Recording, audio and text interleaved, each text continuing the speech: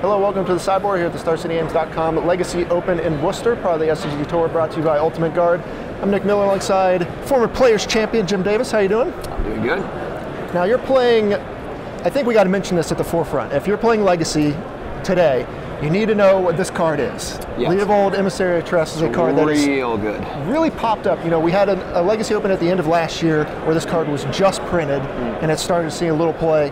Fast forward a couple months later, this card is everywhere. Yeah, Legacy is a very slow-moving format where people are very hesitant to just jump onto anything new, basically. And people were like, yeah, I'll play one of that card. I'll try that card. That'll go in my flex spot. Yeah. And now people are realizing that the card's just really, really good. In this deck, I originally had 4. We got it down to 3. Right. But we have more than that. We actually have 6 total. Leovold really showed up in the GP in Louisville where Reed Duke won with his Sultai control deck. This is a kind of offshoot of that deck. A very good deck that's just looking to play Leovold and True Name Nemesis as soon as it can. You've kind of got a different route here though. Talk about what you're doing. So I started with Reed's deck. And I know Sam Party also played it at the team open in Baltimore. They were on the winning team. And things just felt weird about it. The Dazes and Wastelands felt awkward because the deck's built around playing 3-drops. So you'd go, normally when you play Delver, you go turn 1 Deathrite Shaman, they play something, you just daze it. And you're so far ahead that that's your Delver deck. But you can't do that in this deck because you're trying to play 3s and 4s. So I didn't like the Dazes. The Wastelands felt awkward with Leovold especially because I can't cast it. And the Noble Hierarchs, they weren't really doing it for me. It felt like you just had a lot of mana dudes and not a ton of action all the time if they answered your 1 card. So I decided to try Green Sun Zenith instead. So Green Sun, of course, can get Dryad Arbor and be your mana accelerator, but also can get your Tarmogoyfs and your other package cards, as well as Leovold. So we have 3 Zenith and 3 Leovold, and the deck is called Big Leo 6. All right, no one knows what that means. Big Hero 6, Big Leo 6. He doesn't get it. The viewers get it. I'm a heartless old man. I don't understand the kids' movies these days. Kids these days and their movies.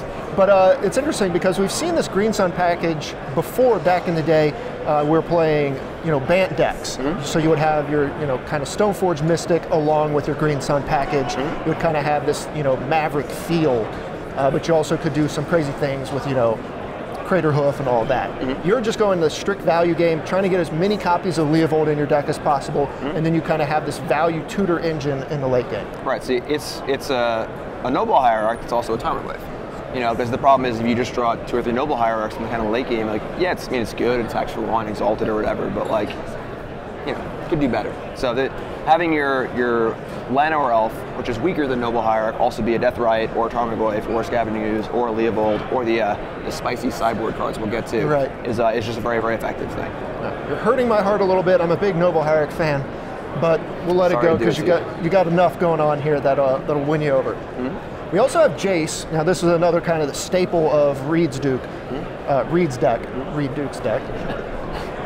But we haven't seen a lot of decks play this many copies of Jace. Even Miracles only runs 2 copies, 3 copies. This is kind of your win con when you're supported by all these great value creatures. Yeah, I think Jace is actually, it's kind of referred to as a control card.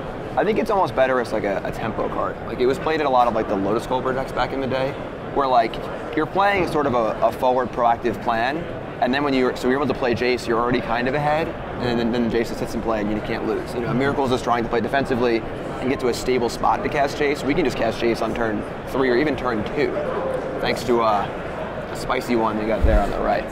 Right. This is the other thing we got to talk about. Chrome Mox. Now you're not a Wasteland deck, but you have a couple extra slots running around here. This gives, you don't have Noble Hierarch, but you can still ramp via Chrome Mox and Deathrite Shaman. And the Zenith. So we actually have 9 pieces of acceleration. And it felt like casting Leovold early is just great. Obviously it locks out their brainstorms and stuff, but it's just card advantage. So if they bolt it, it's 2 for 1. So I felt like with Jace and Leovold and Painful Truths, and the threat density that the card disadvantage of Chrome Mox to be okay. This deck actually started with 4 Leovold and 4 Chrome Mox. So the idea was just I want to have a Leovold on turn 2 every game. Yes. And then the extra ones can go on Chrome Mox, and Chrome Mox can tap for 3 different colors. Which is pretty cool. That's a nice effect there. Looking forward to that one. There's almost nothing more satisfying in Legacy right now than just resolving Leovold. Right. Because you're just no matter what happens now, we're at parity because they have to deal with this. I'm going to draw a card. Right. And it shuts down so many things. Right. It's very, very. I can't think of many clean answers to it. I guess like Terminus. If it's your really only creature, Diabolic Edict, I guess. Well, they're targeting it does target. Right. It's like you think of stuff like that, and you're like, nope, that one too. Nope, draw a card. You forget to draw cards a lot of the times because everything that targets you, you just forget sometimes. Yeah, I Shodden Point, Wasteland, all these things. I haven't played it offline yet, so hopefully I won't miss too many of these.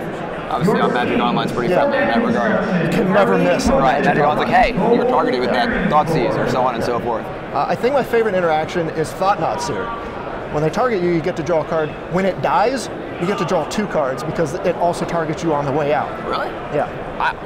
Got to read that second line because it says... That's cool. See, I might have missed that. Yeah, thank you. It's very good. All right, we also have just all the good blue cards in here. Ponder, Force of Will, Brainstorm. You got a Flusterstorm running around here as well. And then your removal package, Fatal Push, another new card that's also making big waves in Legacy right now.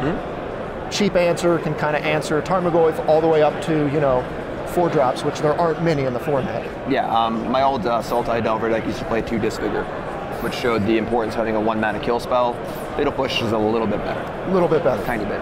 All right, so let's move on to the sideboard, because this is what you want to talk about. You got some sweet tutor targets here. We do. We've got Nimble Mongoose as a one-of in the sideboard. So, what is going on here? So against Miracles, like, Mongoose is one of the better cards against them. They can't Swords it, Snapcaster can't block it, they can't Jace bounce it. It's just like very, very good. One of the best cards in the Teamer Delver deck against Miracles is Mongoose.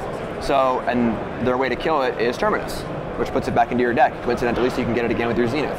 So, I felt like a really good, like low cost, high value target in the Miracle matchup. Yeah, it just seems great. It's almost the only card that makes Teamer Delver palatable against Miracles, because they just eat the Delver decks alive outside of that card. Right, yeah. Teamer Delver I think is probably the best Delver deck against Miracles because they have Mongoose and they also have Stifle, which can stifle the Terminus triggers and so on and so forth. Some other tutor targets, we got Rex Sage here. This kind of just comes up and blows up whatever you need. Tireless Tracker, another standard all-star showing up here. Ever printed. That's a little You much. heard it here first. Nope, best card ever printed. Tireless Tracker. Don't care. Don't care. Tireless Tracker is the best. And just it just sits in play, and you just draw a million cards, and then it becomes huge. It's like same idea as Leovold too, where if you play land. I mean, obviously we all play this card in standard. Legacy's a little more unforgiving of a format. I really wanted to play it main, really, really bad, but I just couldn't bring myself to do it. The deck's already pretty grindy. The deck's very fair and seems very good in fair matchups. Seems a little rougher in the combo-y matchups as we're lacking, Daze and Spell Pierce and stuff. So I decided to just play the Flusterstorm over the Tracker main deck. But any grindy matchup's going to be insane. Speaking of the combo matchups, this is where your kind of sideboard comes into play. You got 4 Thoughtseize, and you have 2 Surgical Extractions along the 2 Pithing Needle. This is where you're kind of making up your edges against the combo decks. Yep, absolutely. Then some other things. You have another kill spell here, Deadweight. Now, do you have a Delirium package or something? Why is this just not another Fatal Push? So Deadweight is very good in the Delver matchups where they're playing Gurmag Angler. Because once it goes into the graveyard, your glyphs are now going to default as a 5/6, not a 4/5. The reason Angler is so good is the 5/5 matches up well with Tarmogoyf. So the Deadweight kind of pushes it up 1 notch. So now it's 5/6, and now it's going to be managed. So it does have that edge of pumping the Tarmogoyf when you need it. Right. And of course you have Dread of Night and a Marsh Casualties. These are just your kill a lot of creature cards. Yep, Dread of Night's very good, obviously, against the Death and Taxes deck. You can bring it in against the Mentor decks too, like Miracles, but mostly for Death and Taxes. And then Marsh Casualties, kill a lot of elves with that one.